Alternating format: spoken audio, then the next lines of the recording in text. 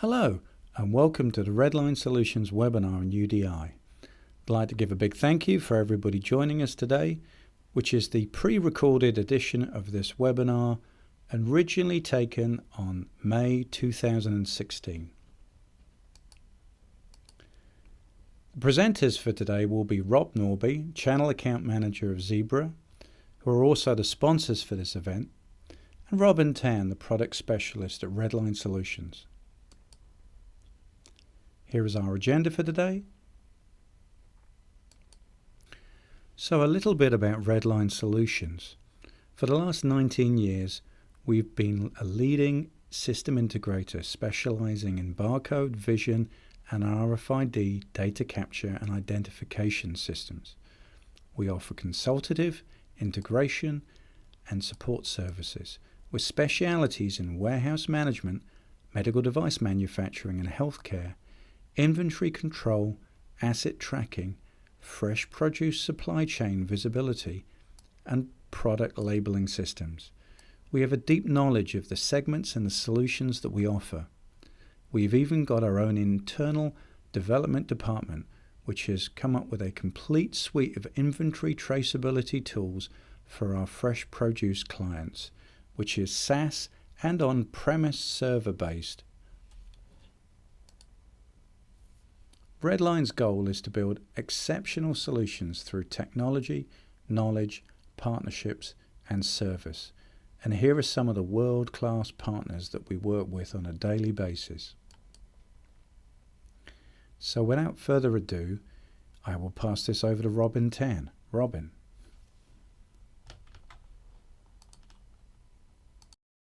This slide here gives you a quick example what some of the medical device label look like, and then there is a UDI barcode printed there.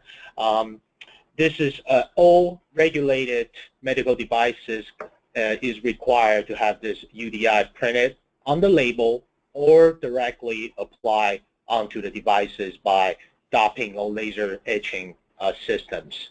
And the labeler, meaning the manufacturer or the agency that who is distributing the product commercially, will need to submit this information to the FDA Global Unique Device Identification Database.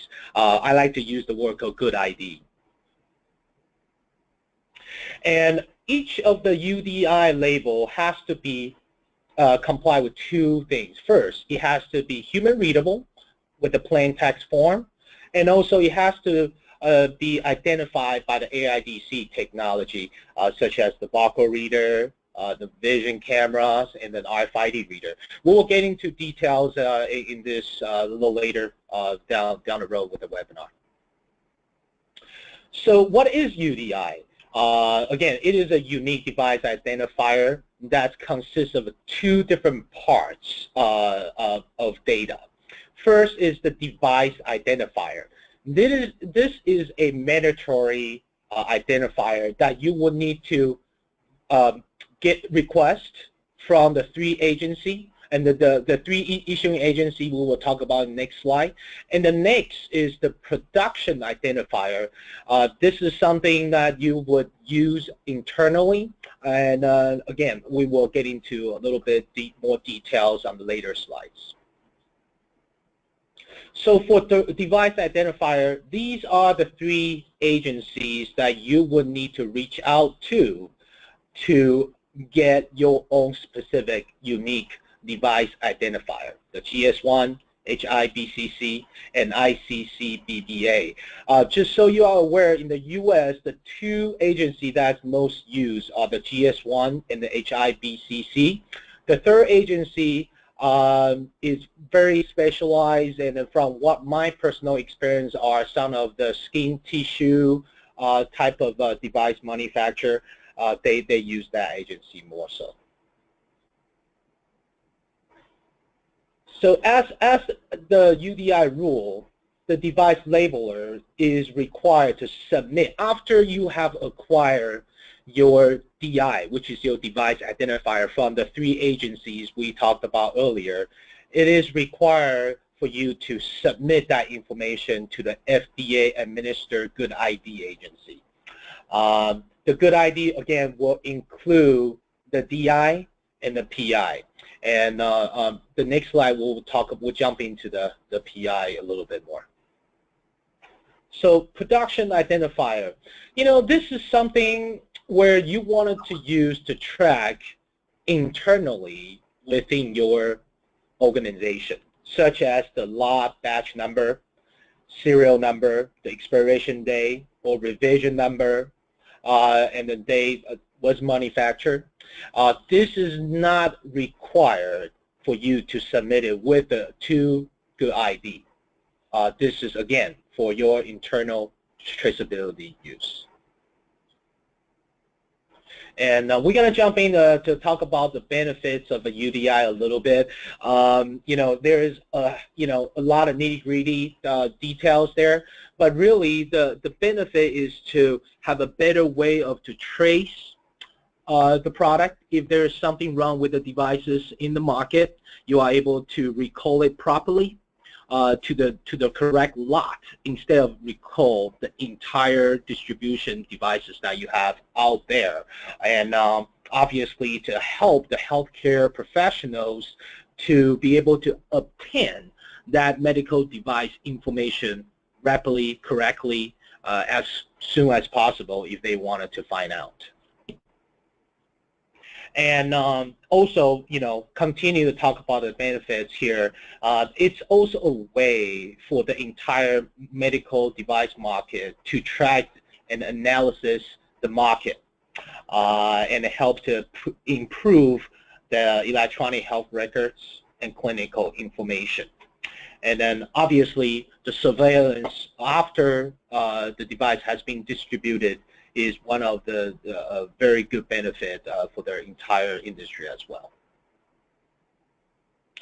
Last but not least, it's providing this foundation globally to secure the distribution chain. And obviously FDA is considered one of the toughest agency in the world in terms of getting things to be compliant with them. And all these benefits, there is a great reason behind it, why they are promoting this, and they want all of the medical device manufacturers to be compliant with their system they have put together. The final UDI rules provided by the regulatory framework, again, the benefit offered by such a system will only be fully realized with adoption and use of UDI by manufacturers, distributors, payers, providers, patients, healthcare system. Again, the entire life cycle is depending on this system as far as traceability goes, on how to trace back this medical device. So why is this label quality so important? Imagine you spend all this time and effort creating this label that's compliant with the FDA, but for whatever reason during this process, the barcode becomes not readable for whatever reason. That's what we are here for. We're trying to help you make sure you have the right knowledge of making this UDI label to be compliant with the FDA, whether it's with the verifier or with the AIDC product that we offer. So next, who is required to do this? Who needs to, who's required to comply? A labeler. Earlier we used this term. A labeler is, again, for a person or agency who applying this device that intend for commercially distributed and replace or modify of this device, they need to have FDA UDI compliant label on there. And then for a lot of foreign companies that who's making these devices, they will wonder if the rules apply to them as well. And the answer is yes. For any product that's distributed in the US, they need to follow this FDA rules. for UDI compliance. So I want to spend a little bit more time on this slide here. You know, I get a lot of questions asked. So I have a different packaging levels of my medical devices, and where do I need to apply this label onto? So this slide talk about that a little bit. There is the case level, the inner pack level, and the unit level. Every single pack of label has to have a labeler with a UDI barcode on there.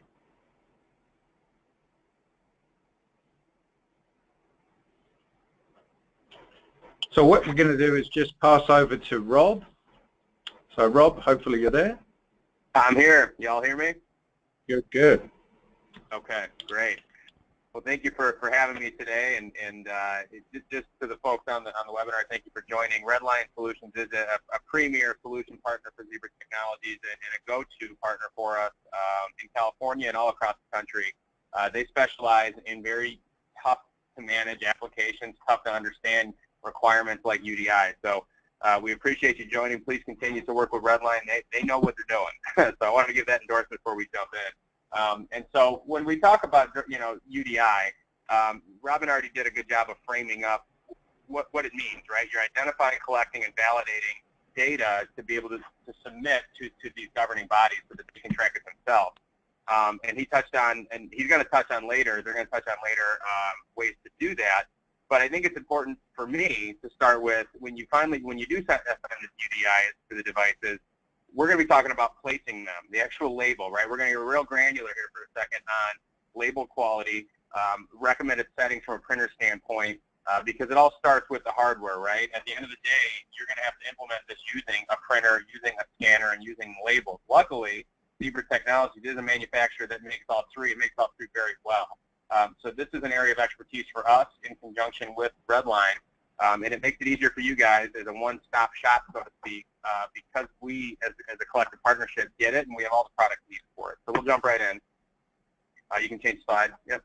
So I'm going to start with label design considerations. I'm also going to talk about some barcode tips, right? Some things, you know, gosh, my barcode isn't scanning on this device. Why is it not? Some things that are important to keep in mind. So you can go ahead and change slide.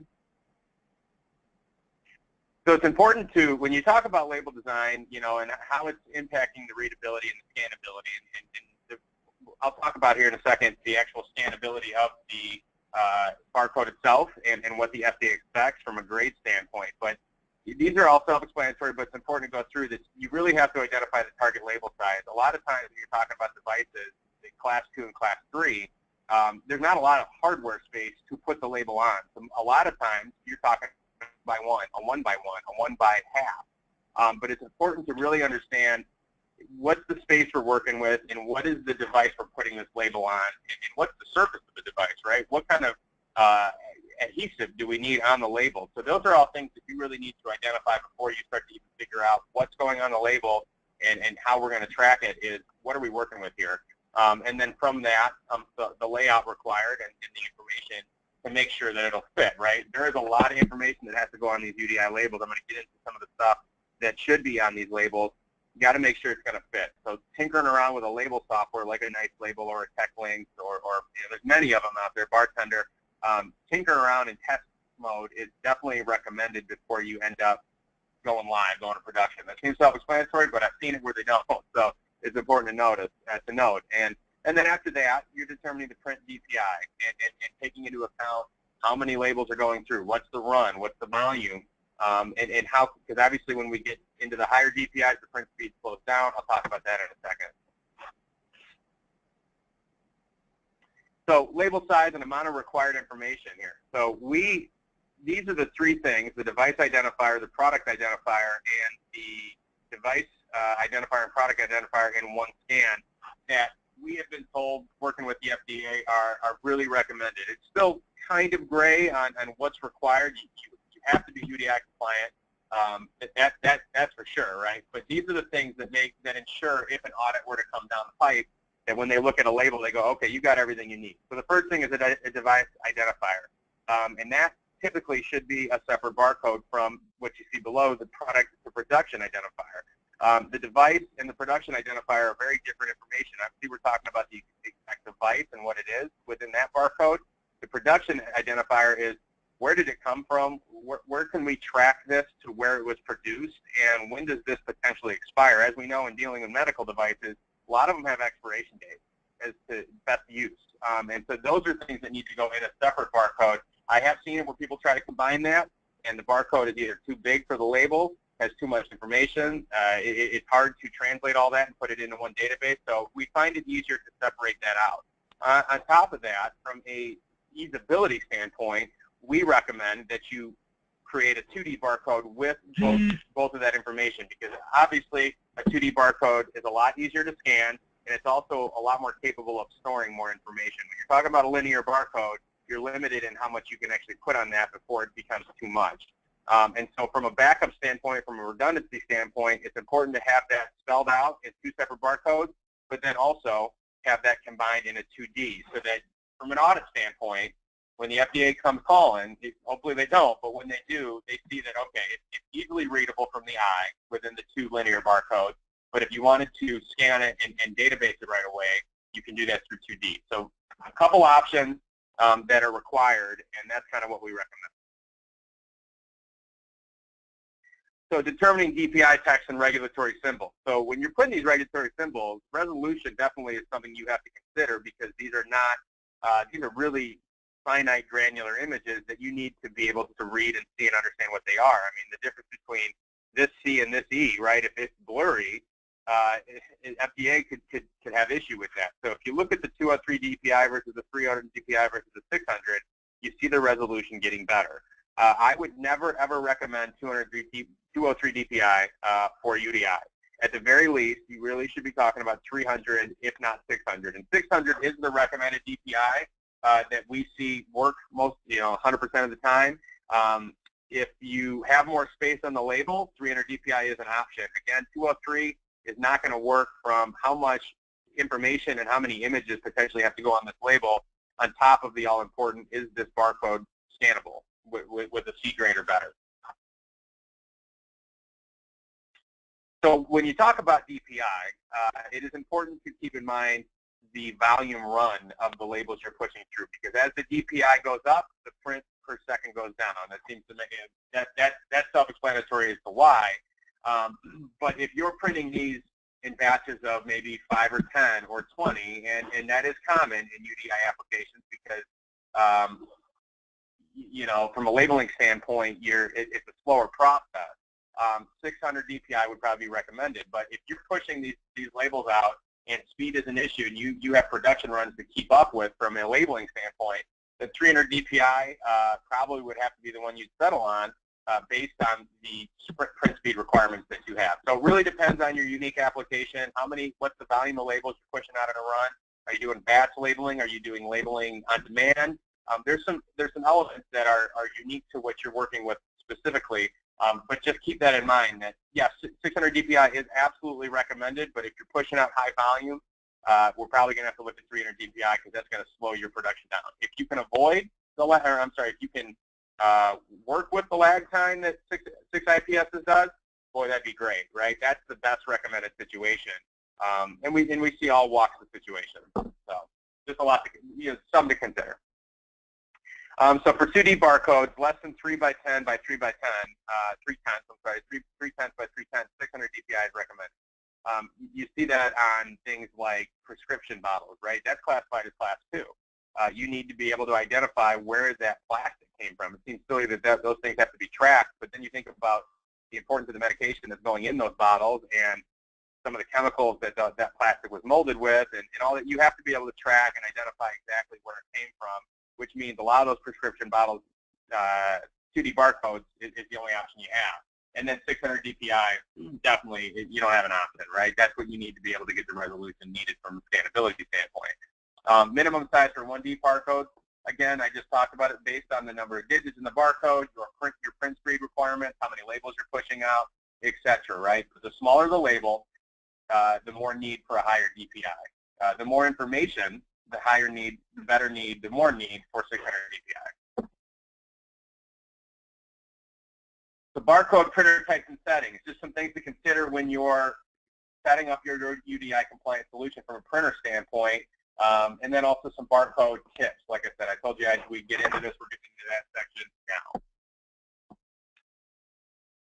So where's the labeling being done? These are questions that are very important to ask in the beginning. And again, these might be self-explanatory, so forgive me if this is redundant, but the conversation always has to start with these simple questions because it leads you to the more complicated answers. Where is the labeling being done? Within the company or a contractor? If it's a contractor, that's certainly more complicated, but then you have to direct them on the settings that they might need for your specific devices, especially Class 2 and Class 3, where the requirement is much more substantial and much more important.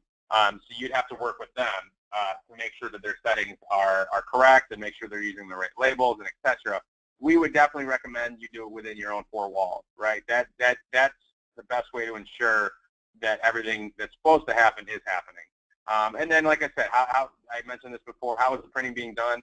On-demand printing. Many lower duty cycle printers are scanning, and batching at the end of the night. If you're batching at the end of the night or end of the shift, you're probably going to have to look at a higher print speed, right, to be able to get the job done.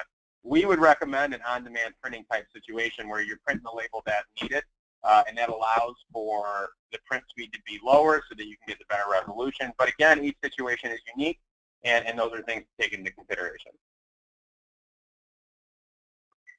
So when we talk about actual printer types, we have three lines that are used primarily in UDI applications, just based from an integration standpoint, from a reliability standpoint, and this really is a good, better, best type recommendation. The XI4 is our workhorse. That is a printer that is meant to push 24/7 type mission critical label runs.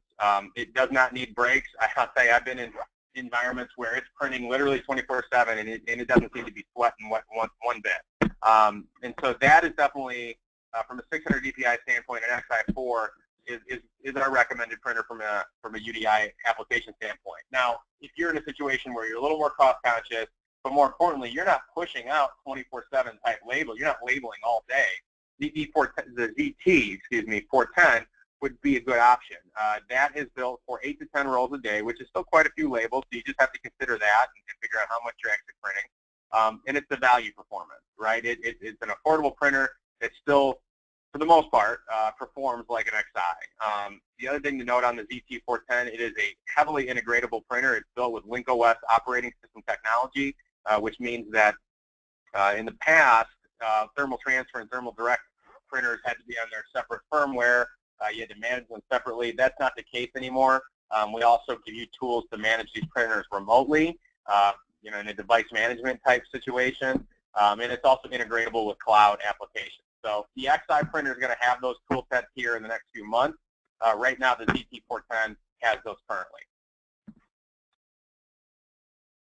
Okay. And then real quick, you saw the ZD500. That's only 300 DPI. So if you're printing really big, 4-inch labels that you have lots of room and you're not pushing out speed, the ZD500 would be the option. But I'd really, really strongly encourage that you look at the ZT410 or the XI series. That is going to allow and ensure compatibility. So printer settings. You got to determine what's best for the application. If you're printing really small barcodes on really small labels, you're going to need to increase the print head pressure. It's also, keep in mind, you're going to go through print heads quicker, so you're going to have to make sure that those are staying clean because you're asking a lot of the print head. If you're using 4-inch, 5-inch type labels and it's not as granular, you could probably take the settings way back on the pressure because you're not putting pressure in one area or the other. You want it to be distributed equally. Same thing goes with darkness. The smaller the print, the smaller the image, you're probably going to want to turn that darkness up. And if you're doing that, then you're going to have to turn the speed down. The inverse for the opposite application. Larger printers, larger print, where you're pushing out more volume, you're going to turn the print speed up, turn the darkness down a little bit, turn the pressure down so that it pushes through without issue. And tips, verify the print quality using a pause test. You can also print the configuration label. Keep that inside the door of the printer because a lot of times as we see people get in there, they change things, they're not sure what they're doing half the time. Having a default setting not image, but label to let you know this is what you should be doing is very important. And then if you're using a contractor, use this, force them to use the same brand of printers you are so that there's compliance. But again, we really would recommend that you do this on your own. ANSI grades, so something to consider. The FDA requires C or better, right? The barcode may look fine to the eye, but it has to be a C, B, or A or better. RedLine is going to get into discussions as far as barcode verifiers, inline verifiers, the options they have working with their partners on that side. Zebra doesn't make that, but we are compliant with Microscan, who's part of this webinar, and that's a recommended solution. The barcode size. What affects the barcode size? It's the orientation, right? We recommend a picket fence. Actually, I think that's the next slide. But size, what it's being put on, those are things that affect the orientation and the readability of the barcode. So barcode orientation, we recommend a picket fence when possible because the printhead element turns on and stays on versus the ladder where it's only turning on when it comes across that ladder. A picket fence is hitting that printhead the entire time during that label print, which means that the entire barcode is ensured to have correct readability. Obviously, we know ladders have to work sometimes in specific label requirements, but we'd recommend a picket fence.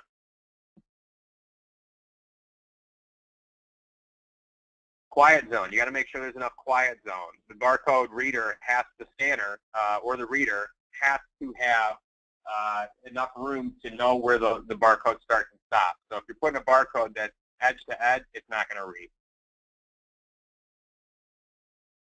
And then dirty and failed printhead elements. I mentioned this before. If you are printing 2.5 by 1 or 3/10 by 3/10, your printhead is going to be worn and dirty and weary in one specific area, right? You got to make sure you're keeping that clean. It's going to start to affect the label quality. It's going to start to affect the barcode readability as well. So make sure you're staying on top of that. That's a big recommendation and an issue we see quite a bit.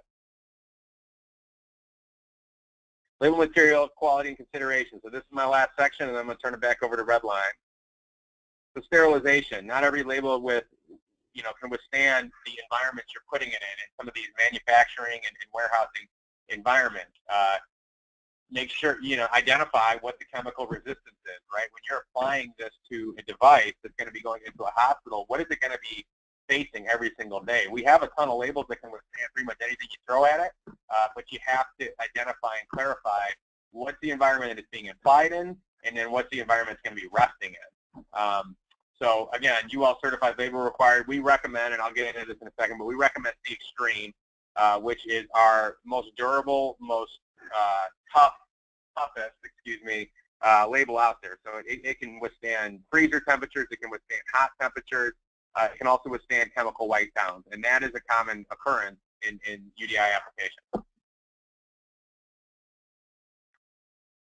So again, this is more for your reading and a leave behind, but there's documentation on what's required from a label integrity, label inspection, label storage, and labeling operations. I encourage you guys to read this at your own leisure, but we have the labels to meet this requirement. So that's the important part when deciding who to work with on these things, is that our labels through RedLine are going to meet these standards. We have a whole bunch, we have options out the door. So whatever you need, we can make it for you from a labeling standpoint.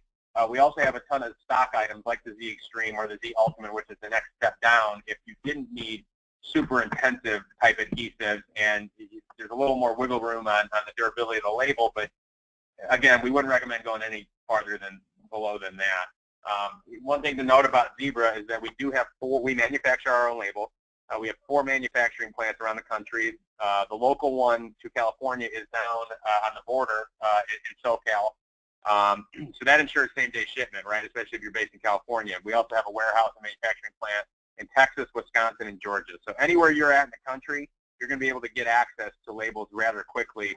And we have a full team. We have lots of teams that can help you walk through exactly what you need. So just reach out to RedLine. They'll bring the right people in. RedLine also has a strong expertise on labels as well, so they'll be able to walk through it on their own. And then on top of that, please keep in mind, and here's the summary, but please keep in mind that Zebra Technologies acquired Motorola Solutions about 2 years ago. So all of the barcode scanners that you're familiar with from a Motorola standpoint are now under the Zebra umbrella.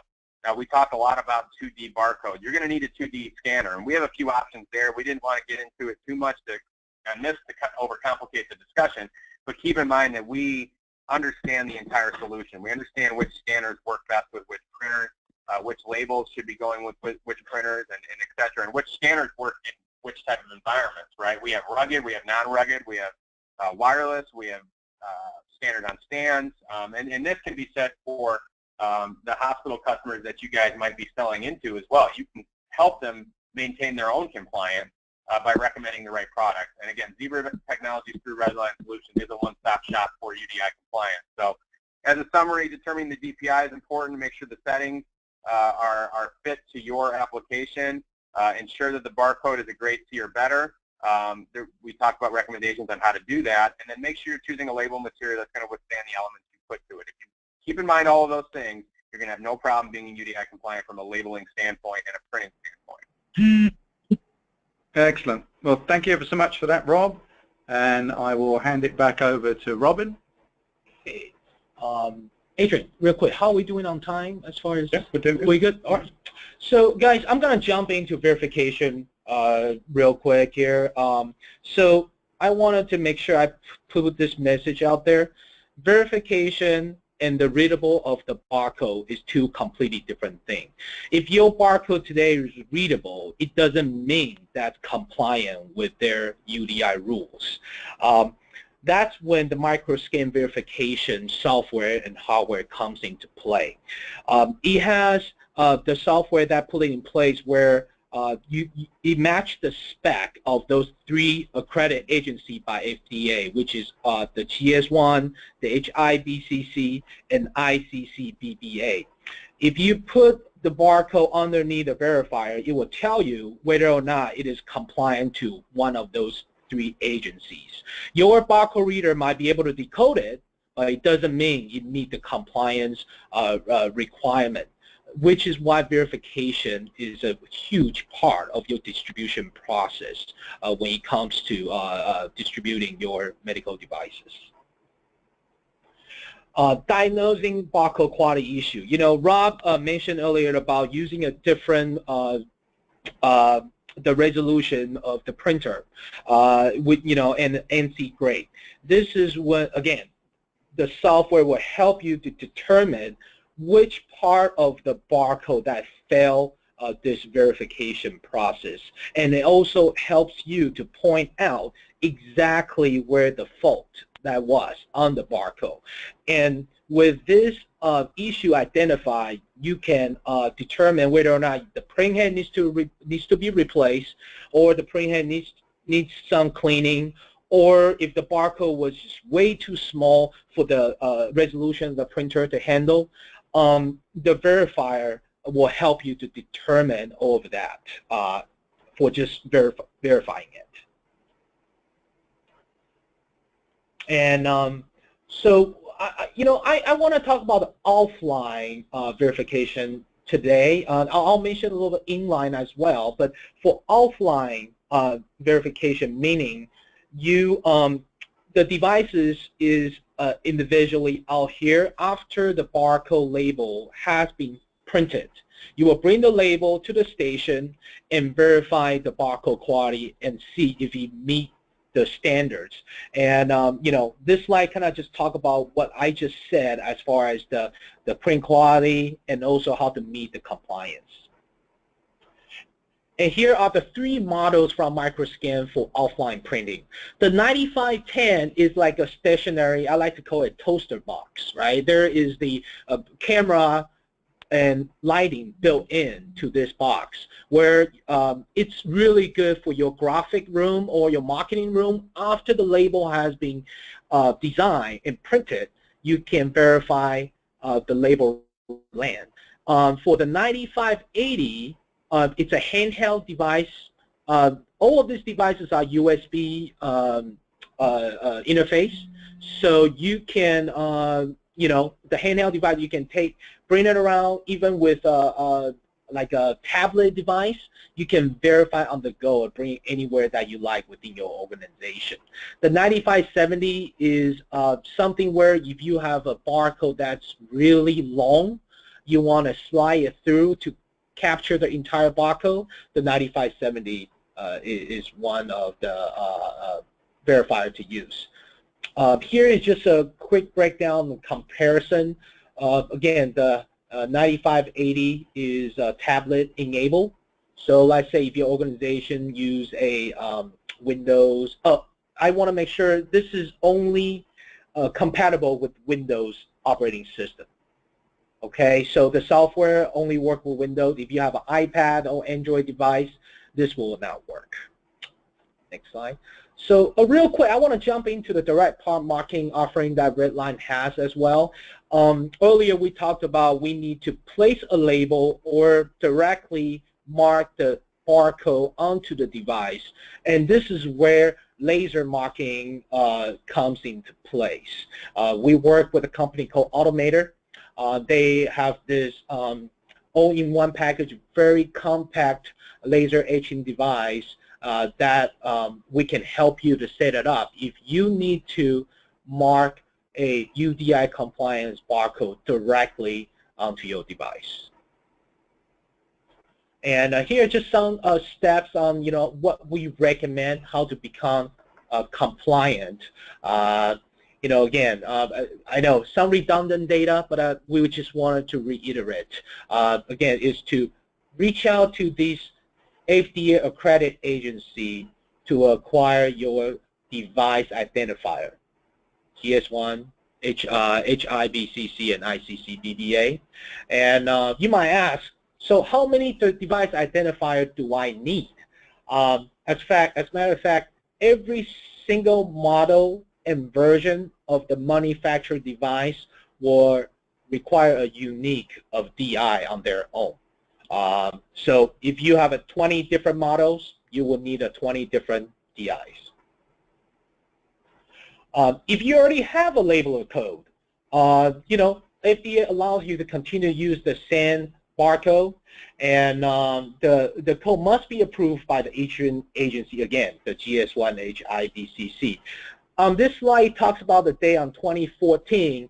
That's you don't need to be worried. This 2014 is for devices that's class 3 only. We will later get into different dates of a compliance date for class 3, 2, and 1. Here's just a really good information. How do you get started and submit the information to the good ID agency? And here, this is the website information for the 3 accredited agencies you might want to use. So creating a UDI barcode using your DI and PI data, there are many different, like Rob mentioned earlier, different type of barcode generators out there that you could use. And then all of this barcode creation software out there, they already have some sort of a format for those 3 different agencies, how their barcode data structure work. But this is something, if you have a question, you can always reach out to us. Here are just some different of a barcode that's compliant for these 3 agencies. Again, data matrix is something that's widely used today because so much data is being required to put into a barcode. The 1D barcode, like the code 128 and the UPC, is just running out of space. So data matrix is definitely one of the highly used barcode now these days. Make sure you understand your standards. I think by now you would know which agency you have worked with. And this slide just shows a different type of a data structure, how they structure each differently. This UDI system is a continuum of work with the FDA. Right now they have whatever it's been published in the public, it's 7 years of a continuum of schedule for you to be compliant. Later we'll get into details on what those are. Make sure you verify your barcode. It's really a necessity for you to do this. And then, again, we can definitely help you with that. And here is, earlier we talked about the timeline. Go ahead to the next slide, please. So there are 3 different classes that's under the FDA classified devices. Class 1, less risk, low risk items like bandages or floss. Class 2 devices, I think you guys probably know this really well, but I just wanted to put it out here. Class 2 is on higher risk devices than Class 1. And last but not least, the Class 3, where mostly are the implantable that goes into a human body. And here is the first stage of a compliant, September 24, 2014, for Class 3 medical devices, you got to have a printed label on the packaging. 2 years, that was last year. This is the final rule has been in place. The implantable, also the Class 3 item, got to have a printed label, and on top of that, the permanent marking on the device has to be in place. And the 3 years after, which is this year, for Class 3 and Class 2, now you got to have a printed label on the Class 2 devices on the packaging, and also a planned tax statement on the software end of things as well for Class 2 devices. In 2018, all Class 2 devices has to have a permanent marking on the device, and this is where the direct part marking comes into place. It's important to know how big of your device is, if they are able to be direct part marking onto it. This is more of a complex question that we can leave for later discussion, or for if you have questions, we can help you with.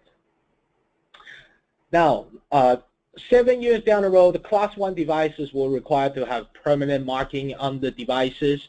You might wonder, how do I mark a mark on a glove or on a flask?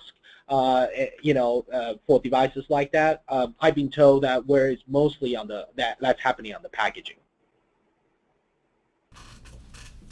So, thank you ever so much for that, Robin. Obviously, UDI is quite an in-depth subject, and I hope that we provided some useful information on the subject today. RedLine Solutions is a single source of supply for a range of world-class UDI solutions through our expertise and that of many of our partners. As presented here, we had Zebra with their industrial high-quality label printing solutions and also their scanning systems, and Microscan with their verification systems, all extremely important to become UDI compliant. So again, I'd like to thank Robin and Rob for their great presentations. I'd like to thank Zebra, sponsor for the event, and I'd like to thank all you for tuning in. Please visit our site at redlinesolutions.com to look for our next webinar, and we will see you soon.